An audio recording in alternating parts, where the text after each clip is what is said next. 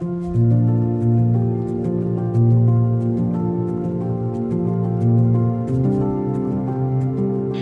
so last week you saw us, we got to see some chicks hatch. We're now brooding several of those chicks that survived, but we are receiving this week 15 more of our own chicks that we ordered way back in January, some of the breeds that our kids really wanted. And also we're going to raise up some from a friend. We need a bigger brooder, so that little bin we have is not gonna work. It's already getting too small. And I would like to move them out into the chicken coop. It's late enough in the season, it's May, so I think they'll be okay to be out in the chicken coop. So we have a kiddie pool, and I'm thinking to rig that up and maybe put some wire to make the sides be a little larger. There are some fancy brooders out there, and I'm just not in the position to make one of those right now. And so we're gonna rig something up from our junk pile on the side of the house and set that up into our chicken coop. So I'm gonna walk out here to our junk pile, which we want to tidy up somehow. There, we got it. And see if we can gather some supplies for this.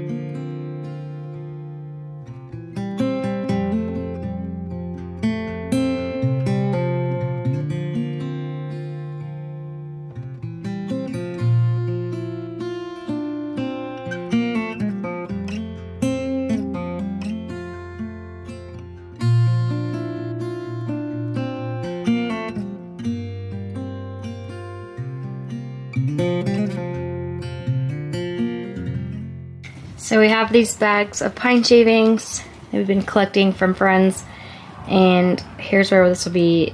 So I'm gonna go ahead and put pine shavings in this and maybe get set up. We probably need a better watering system or a bigger watering thing. The one we have I don't really like, so, and it probably won't do 20 plus chickens.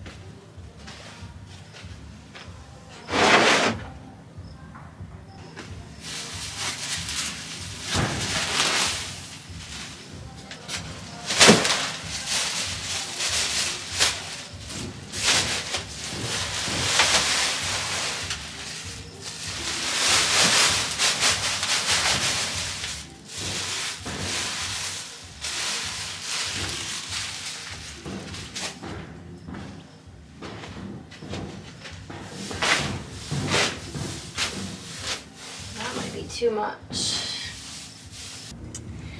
I have this wire that I'm going to be using for a future rabbit hutch, but for now I think we can use it just to wrap around the inside. I can't tell if this is 2 pieces. I think there's a chunk here on, honestly. Oh, I hate wire. It's like so hard to work with.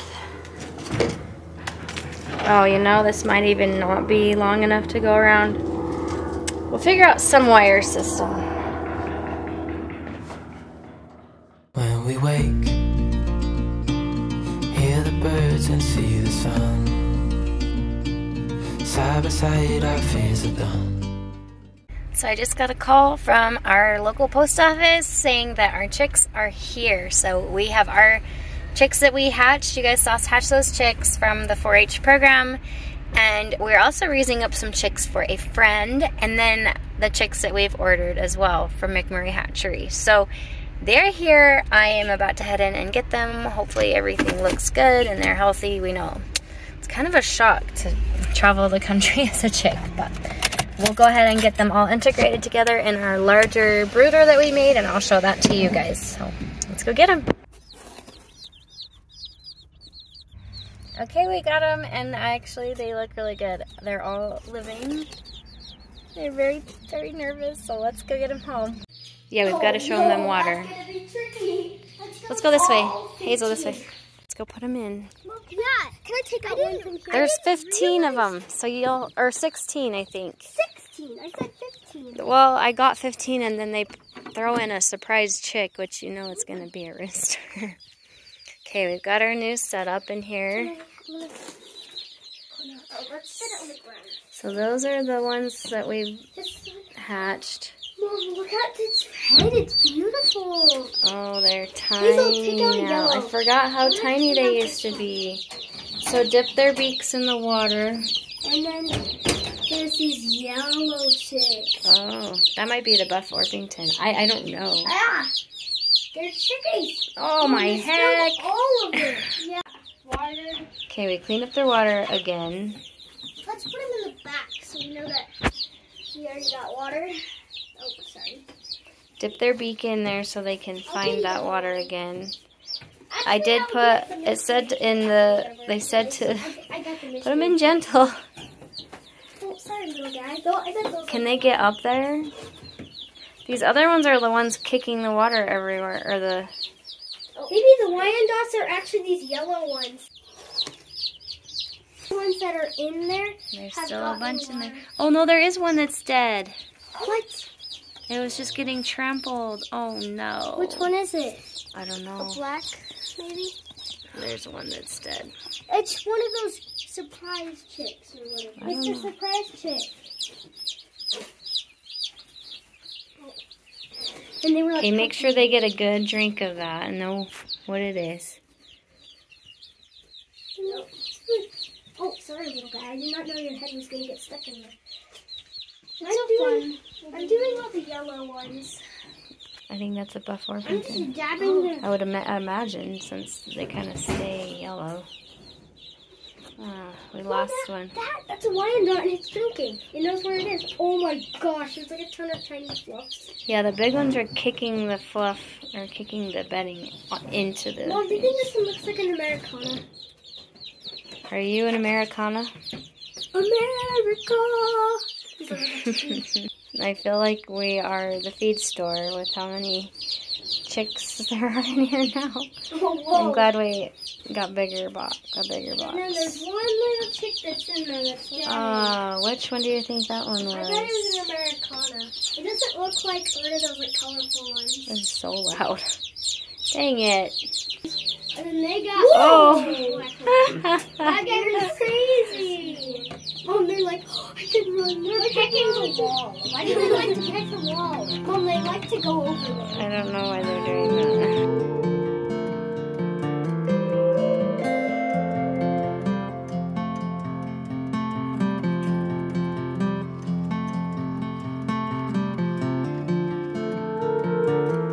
So we're super close to our last frost date, and I'm looking ahead at the weather, like the 10-day forecast, and we're looking like there's no frosts. So I usually wait a week after that before planting anything that's super sensitive to getting frosts. So I think I'm gonna get all of our cold hardy crops, like our cabbages, kale, our spinach, and our, let's see, Swiss chard from our cold frame planted into the garden. Some of the things, I think, like the kale and the spinach and the Swiss chard, did not do super great, and I think that is because I didn't get very good quality soil. So I think I ordered a better quality, and it was out of stock. So I just got what I could in the moment that I had.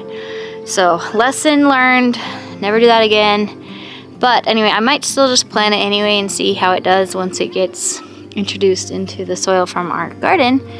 And I'm also, I can only plant things as fast as I can prep a garden bed, and prepping a garden bed requires a lot of physical labor, and right now I'm currently experiencing some back pain that kind of came on from my last pregnancy, so I'm definitely have to work on the good days, if that makes sense. So my husband helps out, but we've just been busy. He had a ultra marathon race that he did a few weeks ago. So this week's plan is to hopefully plant out all the things we've got in the cold frame, veggies and flowers. I have a strip along our path, our driving path, that I want to incorporate those flowers, and along our children's mud kitchen area. We're finally getting things kind of established where they want to go, and so that's going to be this week, and who knows, it might take several weeks.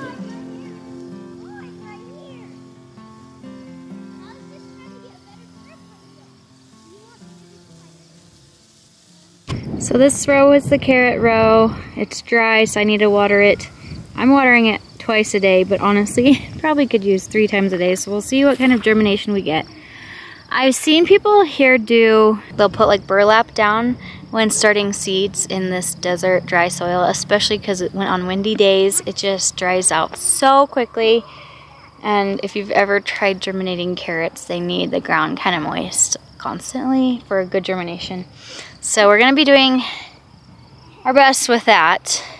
And then I just prepped this row this morning, and that's where I want to put all the greens, and then from the cold frame, and then whatever space we have left, I'll add in anything there, or maybe just use half a row.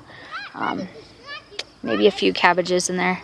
I haven't planned out the whole garden, so you guys, usually I have like each row planned out what I'm gonna do, but I haven't got there, so we'll see.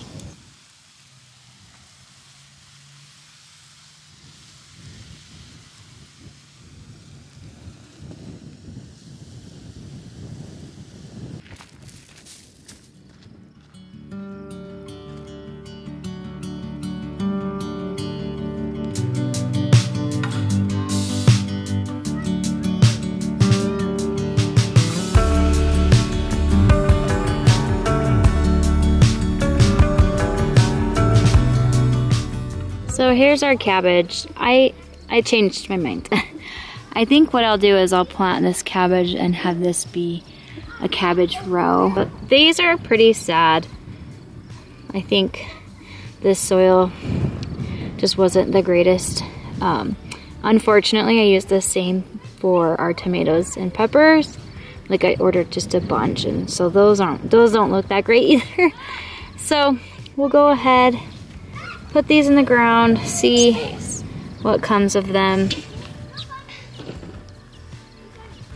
So maybe I'll alternate them actually, stagger it a little. One here, one here. Last year I got some really good quality cabbage plants from a local farm. They were giving them out, so they had planted too many, so I snagged some. So dusty, you guys.